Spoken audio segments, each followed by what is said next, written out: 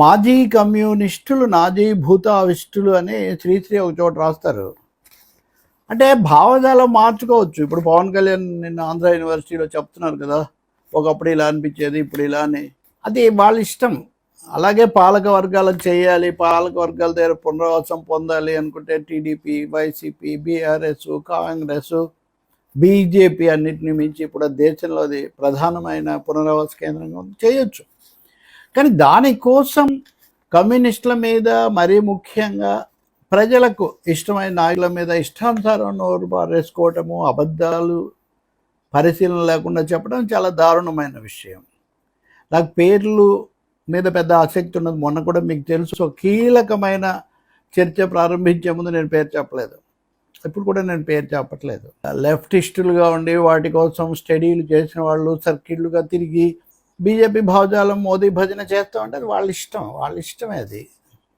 కానీ అందుకోసం వాస్తవాలను వక్రీకరించడం, రోజు పొద్దున్న లేస్తూనే ఏ సిపిఎం మీదో, సిపిఐ మీదో, లేకపోతే ఇంకేదన్నా వామపక్ష భావాలు ఉన్న వాళ్ళ మీదో, లేకపోతే అది ఇది కాకపోతే లౌకికవాదం అనే మాట ఉచ్చరించే వాళ్ళ మీదో దాడి చేద్దాం అనుకోవటం, ఆ క్రమంలో పప్పులో కాలైపోయి తప్పులో కాలేయడం, ఇదంతా కూడా చాలా విచిత్రమైన, విడ్డూరమైన వాస్తవం మన కళ్ళ ముందు జరుగుతుంది.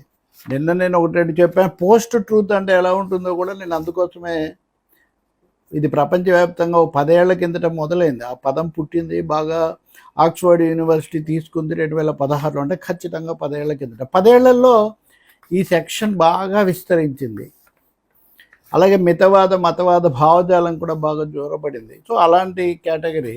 అదే శ్రీశ్రీ ఇది ఎప్పుడో రాసిందే, మాజీ కమ్యూనిస్టులు నాజీ భూతావిష్టులు. వాళ్ళు అలాగే ఉండాలని ఆయన లేదు, కానీ మరీ అప్రజాస్వామికంగా కాకూడదు. ఒక కథనం మీకు చెప్తాను.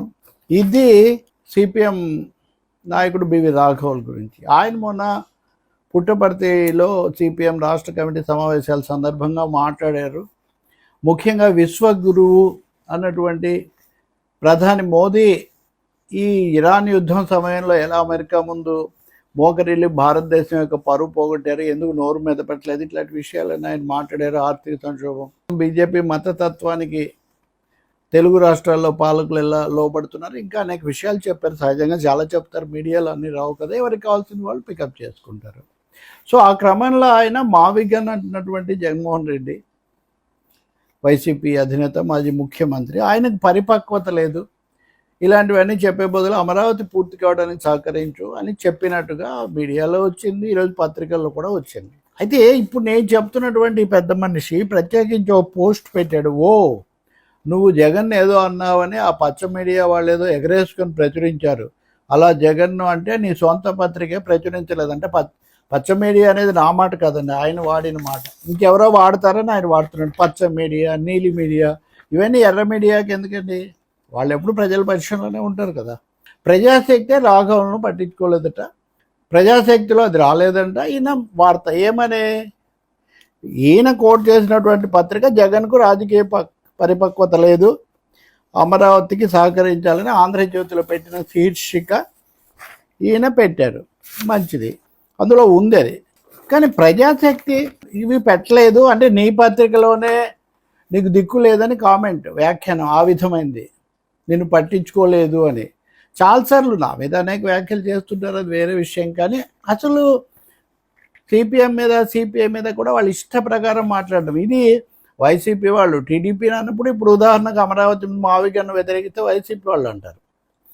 లేదు ప్రపంచ బ్యాంకు షరతులు అవి ఇవేంటి, లూలు మాల్ ఏంటంటే తెలుగుదేశం వాళ్ళు అంటారు. అంటే వాళ్ళనో వీళ్ళనో విమర్శించే వాళ్ళు ఎవరికో అమ్ముడుపోవడమే కానీ అభిప్రాయాలు ఏమి ఉండవా అన్నది ఇక్కడ పెద్ద ప్రశ్న. ఇప్పుడు రాఘవులు అన్నదాన్ని నీ పత్రికలోనే నీకు దిక్కు లేదని రాఘవులను ప్రజాశక్తి ప్రచురించలేదు అని పెద్ద మనిషి చెప్తున్నాడు. ఇది ప్రజాశక్తి. మాటల్లోనే విశ్వగురువు అని రాఘవులు మోదీ గురించి చెప్పింది మొదటి పేజీలో ఇచ్చింది ప్రజాశక్తి. దానికి కొనసాగింపు ఇచ్చింది. రోజుకొక విధానం సరికాదు. రాష్ట్ర విభజన జరిగి 12 సంవత్సరాలైనా రాజధానిని స్థిరపరచుకోలేకపోవడానికి చంద్రబాబు, జగన్మోహన్ రెడ్డి ఇద్దరూ సిగ్గుపడాలని బివి రాఘవులు అన్నారు. పూటకు ఒక విధానం సరైంది కాదని అన్నారు. జగన్మోహన్ రెడ్డి మొదట అమరావతిని అంగీకరించారని, అధికారంలోకి వచ్చాక 3 రాజధానులను అన్నారని గుర్తు చేశారు. ఇప్పుడేమో మావిగన్ అంటున్నారని ఇది సరైన విధానం కాదన్నారు. ఇలాంటి నిర్ణయాలు రాజకీయమైన పరిపక్వత లేనివిగా భావించాలని పేర్కొన్నారు. మావిగన్ విషయంలో సిపిఎం వైఖరి ఏంటని మీడియా ప్రతినిధులు అడిగిన ప్రశ్నకు పై విధంగా ఆయన స్పందించారు. సో ఇదండి ప్రజాశక్తి. సో ఇప్పుడు మీరు చూడండి, రాఘవులకు ప్రజాశక్తిలోనే లేకుండా పోయిందని, ప్రజాశక్తి ప్రచురించలేదని, అలాగే పచ్చ నీలి వాళ్ళ భాష, వాళ్ళేమో నీలి మీడియా కూల్ మీడియా అంటారు, వీళ్ళేమో పచ్చ మీడియా పిచ్చ మీడియా అంటారు. మనకి ఎందుకంటే మనకి ప్రజల మీడియా. రాఘవులు చెప్పింది ప్రజాశక్తి వేయలేదని అభాండం వేసే ముందు కనీసంగా అంటే కొనసాగింపు కూడా చూడరు అనమాట. లేకపోతే వాళ్ళు పెట్టిన హెడ్డింగే వీళ్ళు పెట్టాలన్నమాట. దీన్ని వాళ్ళు కోడ్ చేయాలన్నమాట. ఇక్కడ ఇది నేను ఇందాక చెప్పినట్టుగా వీరంతా ఇదివరకు వీరవామపక్ష భావజాలంతో ఉన్న వాళ్ళు. మార్చుకుంటే మార్చుకోండి, కానీ మీరు మార్చుకున్నారు కాబట్టి పాలక వర్గాల మీద కేంద్రీకరించి అంతర్జాతీయంగా సామ్రాజ్యవాదం, దేశంలో మతతత్వం, ప్రైవేటీకరణ, పీపీపీలు ఇట్లాంటి వాటి మీద కేంద్రీకరిస్తారు. కానీ రోజు పొద్దున్న లేస్తే జగన్ ఏంటి, చంద్రబాబు ఏంటి, బాబు జగన్ వాటి చుట్టే తిరగాల్సిన అవసరం లేదండి, ఉండదు. ఇరాన్ యుద్ధము, ప్రపంచము, ఇలాంటి విషయాలు రాఘవులు చెప్పింది ప్రజాశక్తి వాటిని హైలైట్ చేసింది.